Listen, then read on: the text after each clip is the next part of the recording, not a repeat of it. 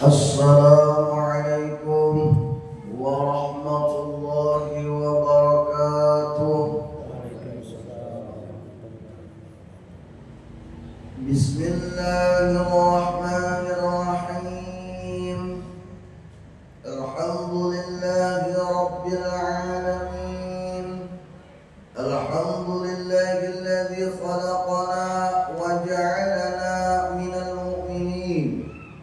Allahumma salli wa sallim ala sayyidina Muhammad wa ala ali sayyidina Muhammad.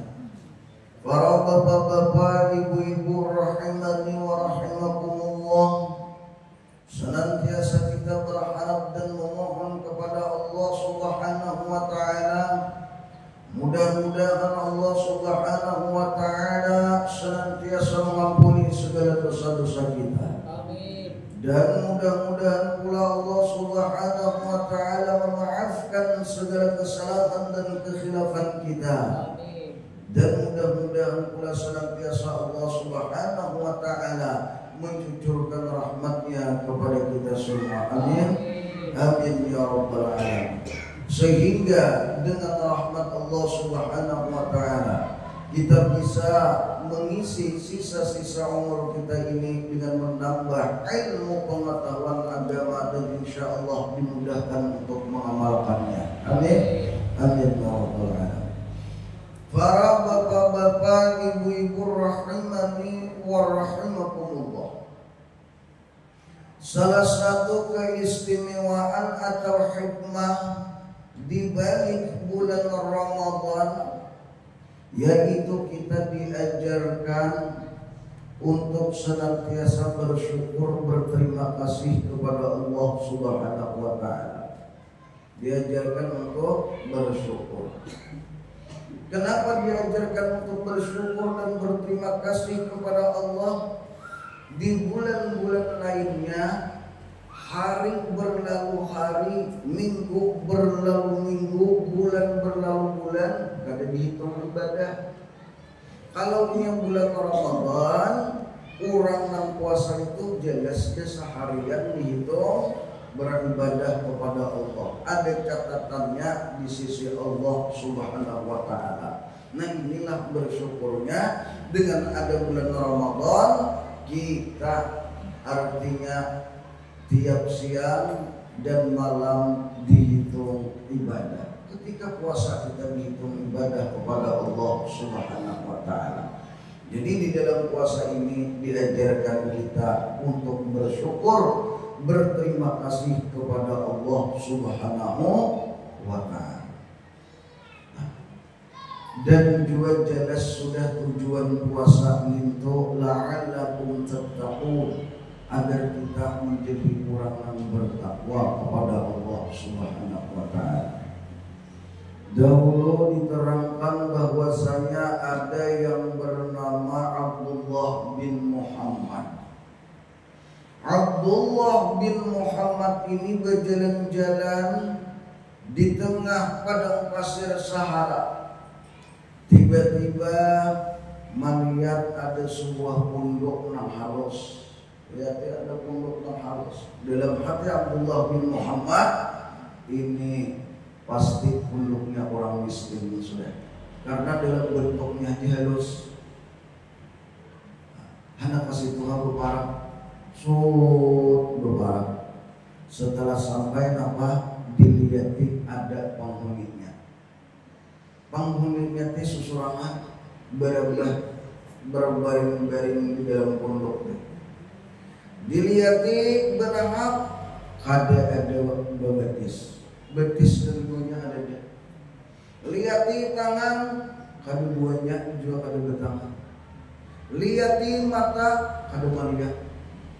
Dia belang dihiau, talinga pun juga ada tapi mandamar. Cuma hanya ada lidah aja, mulutnya saja. Napa ujung untung sidin didengar berdoa kepada Allah, ya Allah ya Rabbi, jadikan ulun ini hamba Engkau yang bersyukur. Beri ilham ulun ini di dalam diri ulun agar lidah ulun senantiasa bersyukur kepada Engkau. Kita memiliki lagi kalimatnya. Ya Allah ya Rabbi, beri ulun ilham agar senantiasa lidah ulun senantiasa bersyukur kepada Engkau ya Allah ya Rabbi. Ini orang-orang dahulu yang dekat dengan Allah ini. Lalu si Abdullah bin Muhammad napa nang syukuri? Kan gitu. Napa nang syukuri? Lihat di punduk halus. Betis keduanya adalah kada ada. Tangan potong keduanya. Mata kada melihat. Telinga kada tapi mendengar. Napa nang pian syukuri?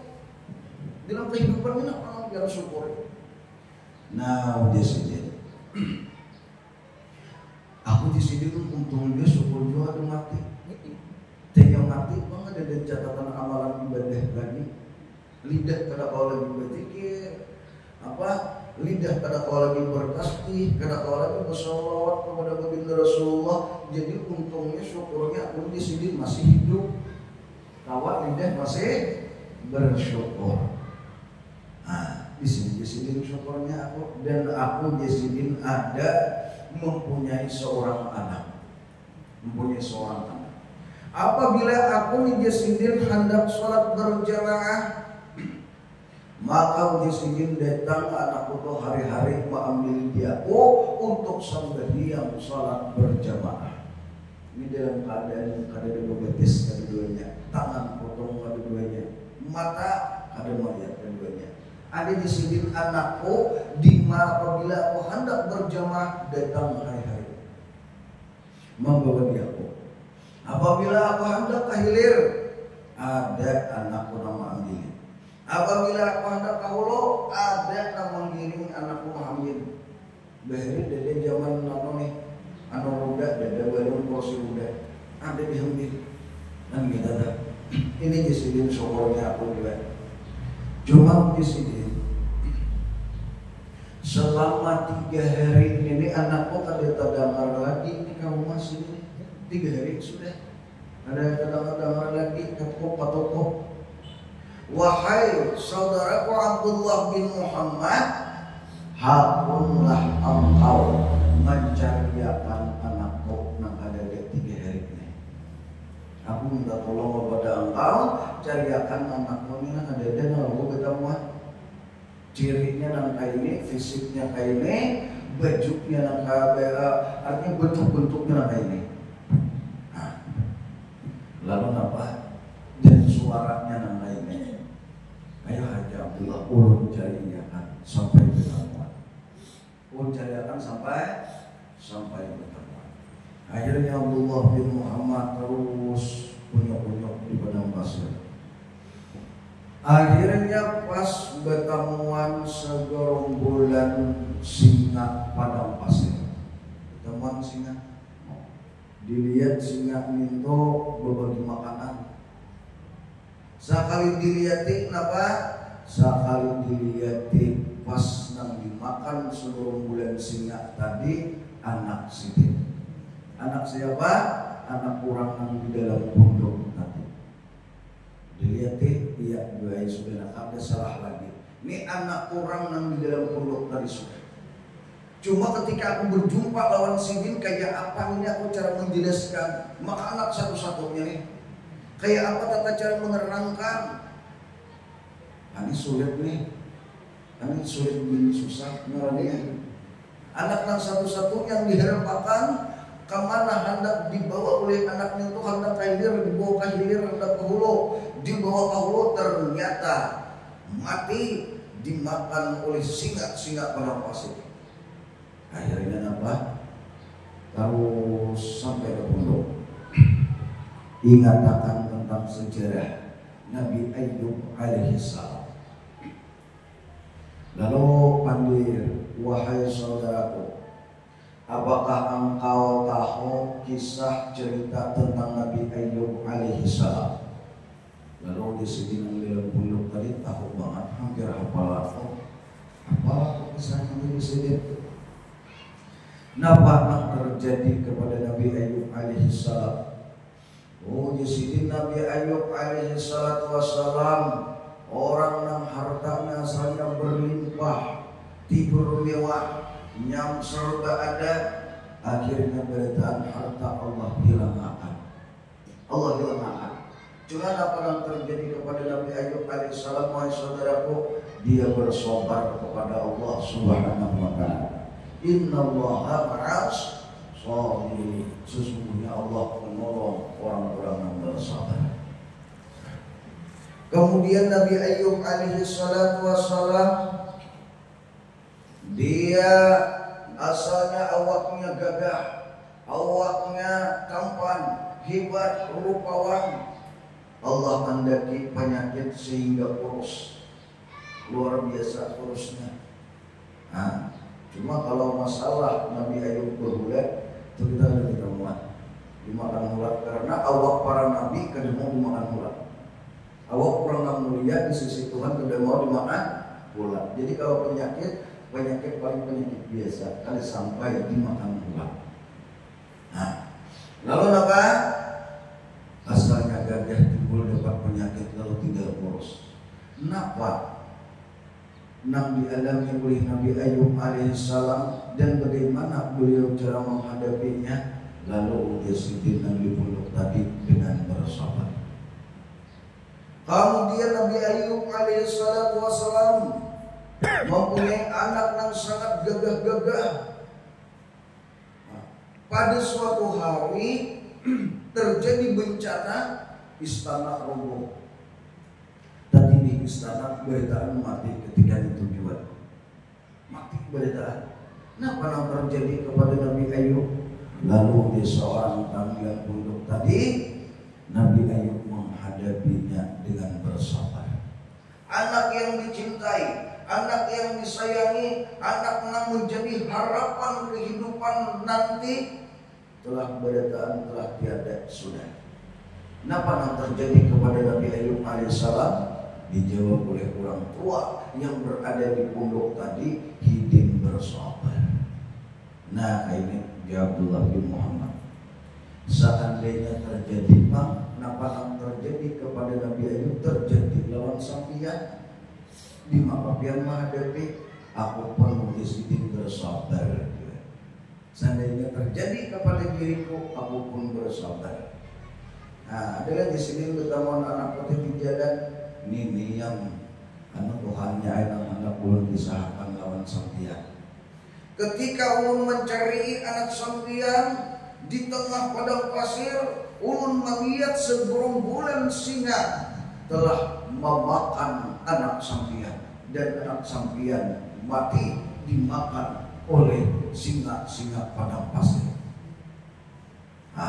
Lalu apa yang keluar di lidah sidin, nang tak ucap di lidah sidin, uji sidin, alhamdulillah. Betambah bingung ngobrol kan gitu. Anak sekuatnya yang diharap yaitu apa? Wafat, meninggal. Kenapa mau alhamdulillah dia masih? Lalu dia sedih, alhamdulillah anak itu mati bukan dalam keadaan maksiat. Alhamdulillah anakku mati bukan dalam keadaan perbuatan maksiat. Sehingga uji sidin, aku kadada anak nang masuk nerakanya Allah Subhanahu wa taala. Ini pun orang baik. Sehingga aku kadada anak nang masuk anakku ke dalam nerakanya Allah Subhanahu wa taala. Jika punya maksiat, aku masuk surga melihat anakku kuciak-kuciak di dalam neraka, sedih, pedih rasa hati diriku. Cuma anakku meninggal dalam keadaan husnul khatimah. Dia masuk neraka di sini dalam keadaan husnul khatimah. Ini disini aku bersyukurnya tuh. Akhirnya mahyut hina sedikit. Sekali mahyut hina pas meninggal juga sedikit. Mati juga. Nah, setelah itu apa? Kata Abdullah bin Muhammad. Setelah itu fotokopi kawan baju, ampun Arab itu rancang baju fotokopi. Setelah itu fotokopi ambil manung-manung kurang lain. Ternyata dari padang pasir tadi orang lalu berempat berudah. Sehingga sidin menolongi dia kok. Ini ada saudara kita seiman seagama yang wafat kembali kepada Allah Subhanahu wa Ta'ala. Lalu dia orang keempat hebat. Karena hukum tajhidul mayyit, merawat orang yang meninggal itu wajib. Bila ini orang yang meninggal tuh kadang dilakukan 4 kewajiban, maka seluruh orang Islam berdosa. Bukan hanya negeri kita, negeri baik, tapi seluruh umat Islam yang tahu berdosa. Kenapa tajhidul mayyit, merawat orang yang meninggal itu ada 4 macam kewajiban. Saudara seiman seagama. 1, memandiri. Yang kedua, dikafani. Yang ketiga, disembelihkan. Yang keempat, dikubur. 4 macam apa kewajiban saudara seiman seagama. 4 macam kewajiban hak-hak saudara seiman seagama apabila meninggal. Pertama, dikafani. Pertama dimandikan, yang kedua dikafani, yang ketiga disembahyangkan, yang keempat dikubur. Akhirnya yang keempat tadi masuk. Dia bilang mau buka pinandu. Ada yang pinandu. Lihat ini si anu digulung nih. Ini si anu lihatnya kawan bang. Ya ini adalah sahabatnya Abdullah bin Abbas, Imam Ibnu Abbas, salah satu sahabat baginda Rasulullah Sallallahu Alaihi Wasallam. Dan beliau ini dahulu pernah disuruh menjadi hakim waktu Amirul Mukminin Anu, cuma hidin gak hakam. Akhirnya hidin bagana di pesisir penjuru negeri Mesir. Ini kita beberapa tahun ini sidin ini orangnya nih. Ya hidin jadinya kayak ini. Karena udah hakam disuruh menjadi hakim, padahal dan diangkat menjadi hakim masalah. Nah, dalam pinando ternyata dia adalah waruya, diriwayatkan beliau ini adalah salah satu sahabat baginda Rasulullah yang terakhir. Artinya bagaimana menggambarkan kita. Tangan kada ada, batis kada ada, mata kada melihat, telinga kada tapi mendengar, tetapi lidah senantiasa bersyukur kepada Allah Subhanahu wa Ta'ala. Bersyukur kepada Allah Subhanahu wa Ta'ala. Berisi anak saya hitungannya. Anda kahuluk di buah anak kahuluk, Anda kahilir di buah anak kahilir, belum mati. Dimakan apa? Dimakan singa pada pasir. Seandainya terjadi kepada diri kita saat diterdekat. Nah, coba inilah orang-orang yang senantiasa mendapat nikmat dari Allah. Nikmat apa? Nikmat syukur. Jadi di dalam kita berpuasa ini diajarkan kita untuk bersyukur. Walaupun siang hari kita berlapar, malah di siang hari kita menahan daripada rasa haus dan dahaga tetap tawa bersyukur. Jadi di dalam puasa diajarkan kita bersyukur. Kenapa beliau tadi masih bisa bersyukur? Karena pembunuhan beliau Rasulullah Sallallahu Alaihi Wasallam, orang yang ada mencintai terhadap negeri dunia ini. Nah, dan itulah kekuatan iman mereka, kekuatan iman mereka, sehingga dalam kondisi apapun mereka tetap bersyukur kepada Allah Subhanahu wa Ta'ala karena kekuatan iman mereka. Napa perbedaan iman lawan yakin? Adalah perbedaan iman dan yakin. Nah, para ulama menerangkan iman dan yakin itu berbeda. Napa perbedaannya? Di sini menerangkan al-imanul ladzi nu'ni. Udah sidin iman yang kami maksud nih. Jadi dimaksud dahulu iman itu ada 2. Pertama ada iman yang hidup, yang kedua ada iman yang mati. Iman yang hidup yang kayak apa? Dan iman yang mati yang kayak apa? Iman mati barit, dingin, nah, ada bermanfaat. Disiden di mana? Di dunia. Apa contohnya iman yang mati? Contohnya ada seseorang mahabarakan kepada kita, wahai si anu bin si anu, anak engkau garing dan sedang dibawa ke rumah sakit. Nah, ini mah dengar tahu, garing kah? Cuma kada berbuat apa-apa, tatap kedudukan Allah. Ini imannya iman mati dan dingin. Ada iman yang hidup di apa?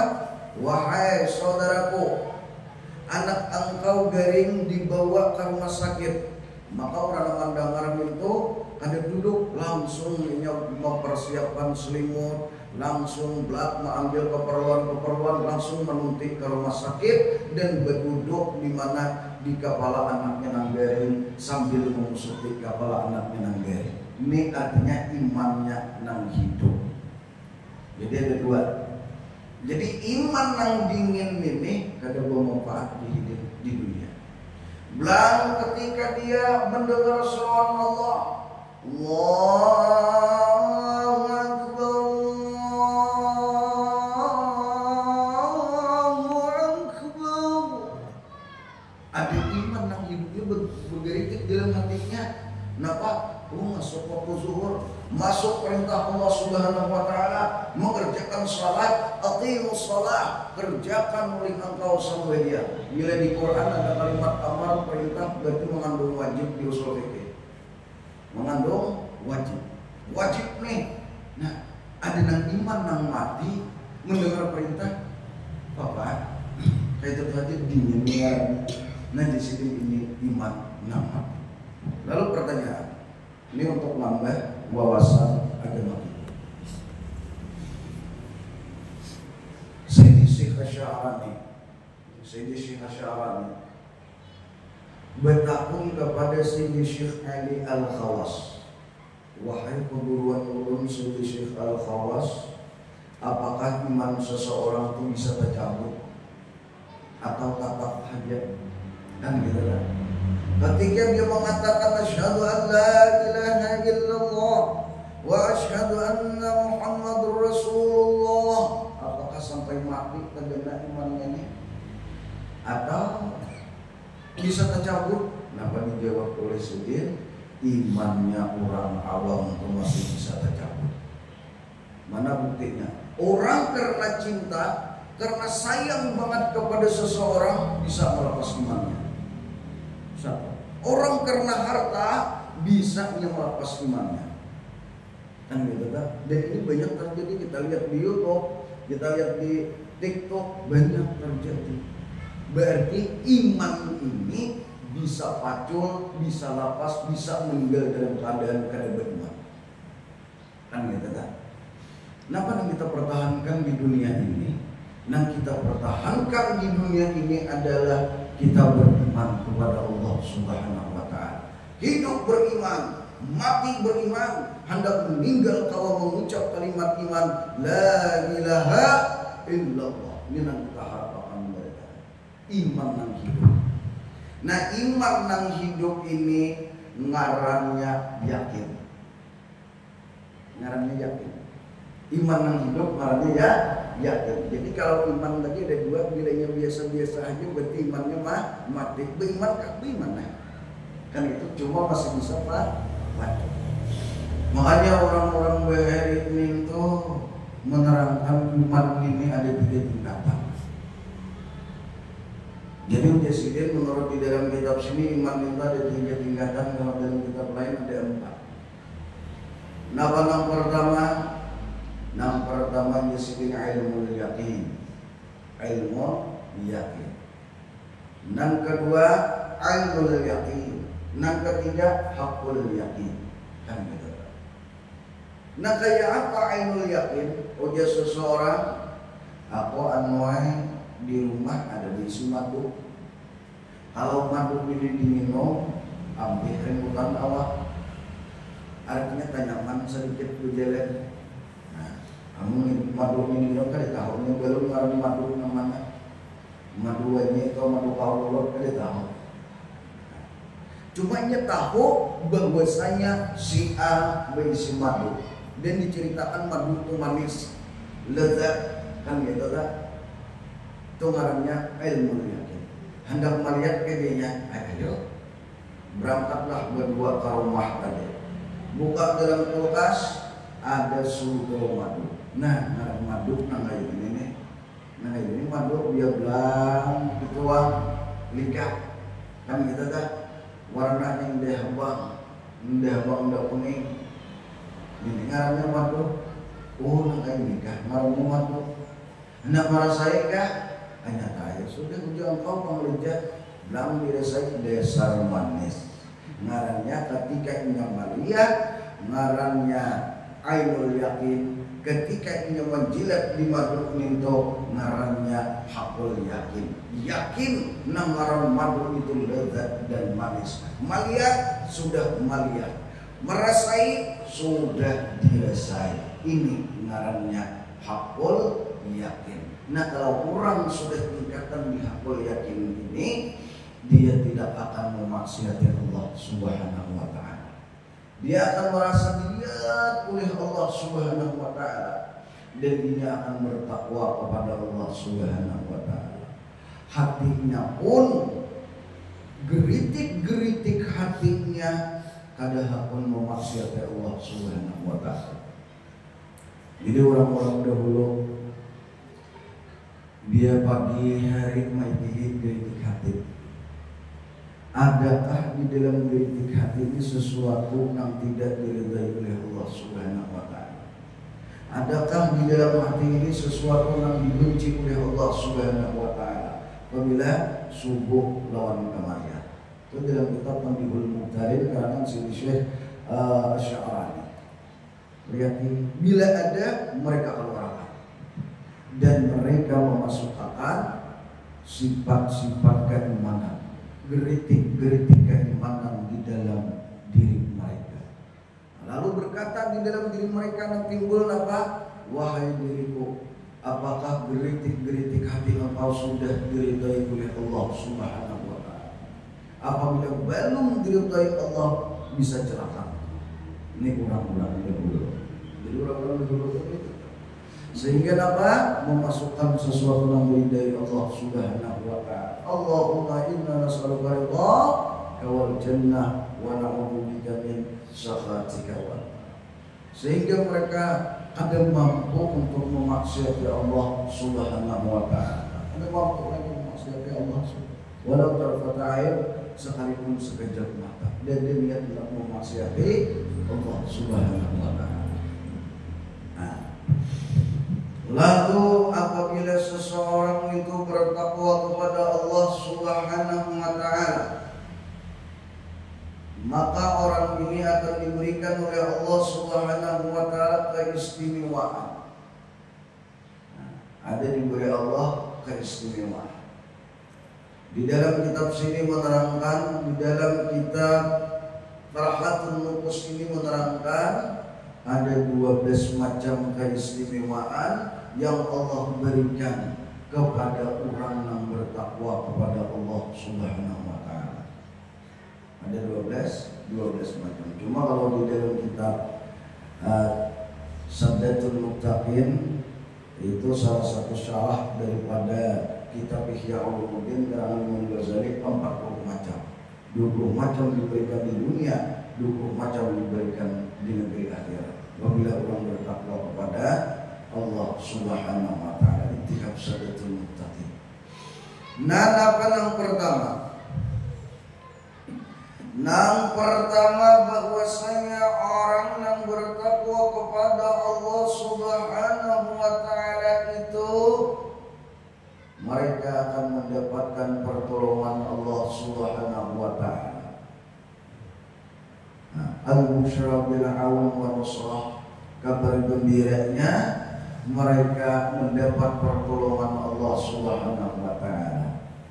Allah Subhanahu wa ta'ala menerangkan, Inna Allaha ma'al ladzina taqaw wal ladzina hum muhsinun. Sesungguhnya Allah Subhanahu wa ta'ala menolong orang-orang yang bertakwa dan orang-orang yang mereka itu muhsinun, berbuat baik. Nah,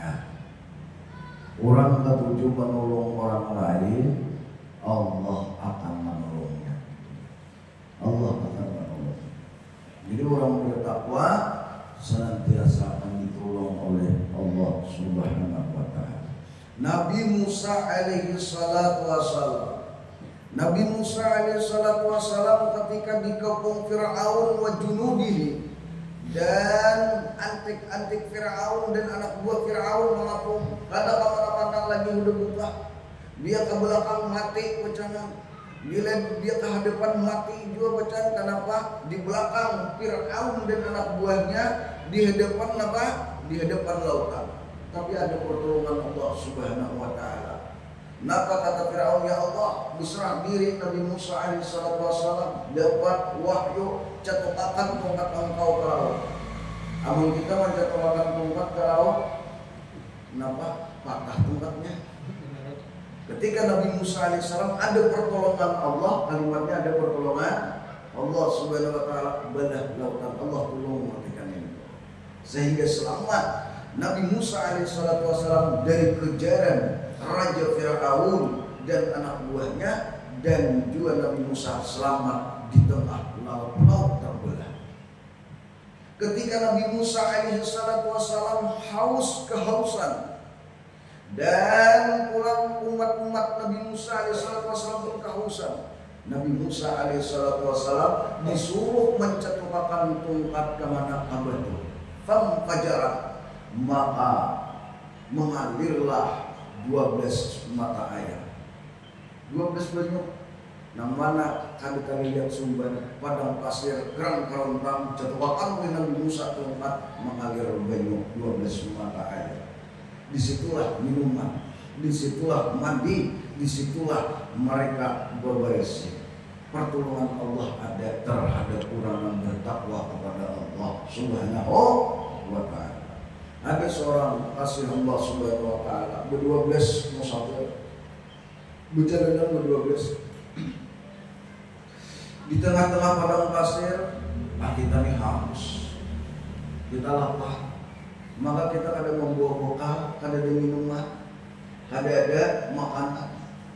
Lalu seorang wali Allah Subhanahu wa ta'ala, kasih Allah, orang yang bertakwa kepada Allah ini merapat padang pasir itu, tabalah padang pasir. Nang dilihatin apa nang timbul tadi? Nang timbul kambing yang sudah berpanggang. Kambing yang sudah berpanggang, mudah bagi Allah Subhanahu wa ta'ala. Nah, memberi rezeki kepada makhluknya. Dan adakah ini pernah terjadi? Ini pernah terjadi kepada Maryam. Nabi Zakaria alaihi salatu wassalam mendapat tugas untuk menjaga Maryam. Mendapat tugas. Maryam khusus beribadah kepada Allah Subhanahu wa ta'ala di suatu mihrab. Mihrabnya Maryam itu yaitu 7 pintu, 7 lapis lawak. 7 lapis. Artinya sekiranya jangan ada yang masuk, jangan ada yang mengganggu, apapun kan boleh masuk. Jadi buat kunci aja Nabi Zakaria, buka sebutin 2, 3, ada terbuat dari besi sampai 7. Cuman apa yang didapati Nabi Zakaria alaihissalam, melihat ada makanan yang ada di musim dingin, ada di musim panas, makanan yang ada di musim panas, ada di musim dingin. Ditakuni di mana ini makanan, ini buah-buahan yang lezat.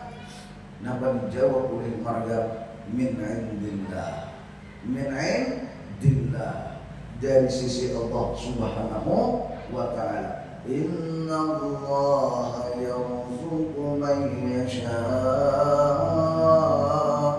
bighairi hisab. Sesungguhnya Allah Subhanahu wa ta'ala memberi rezeki kepada makhluknya, kepada hambanya tanpa disangka-sangka. Kada beri hitungan, kada beri hisaban. Mudah bagi Allah memasukkan sehelai daun kamana ke dalam batu. Belang baca batu ada ulat, dan ulat tadi mau makan daun, daunnya masih segar apa? Makan di dalam batu. Jadi masalah rezeki kita jangan takutan. Kenapa? Allah Subhanahu wa ta'ala, apabila engkau masih hidup, di situ masih ada rezeki engkau. Kan dia kata. Nah, dari sisi apa? Dari sisi Allah Subhanahu wa ta'ala. Iya, rajin kita baca ayat kurang bertasmiyah ayat. Inna Allah yarzuqu man yasha'u bighairi hisab. Mudah bagi Allah mengayakan makhluknya yang miskin. Mudah bagi Allah Subhanahu wa ta'ala memiskinkan makhluknya yang kaya. Jadi mudah-mudahan kita ini dijadikan oleh Allah Subhanahu wa ta'ala orang-orang yang senantiasa memanfaatinya, orang-orang yang senantiasa bertakwa kepada Allah Subhanahu wa ta'ala. Jadi apa hasil daripada pembacaan atau tausiah ceramah agama kita pada pagi ini?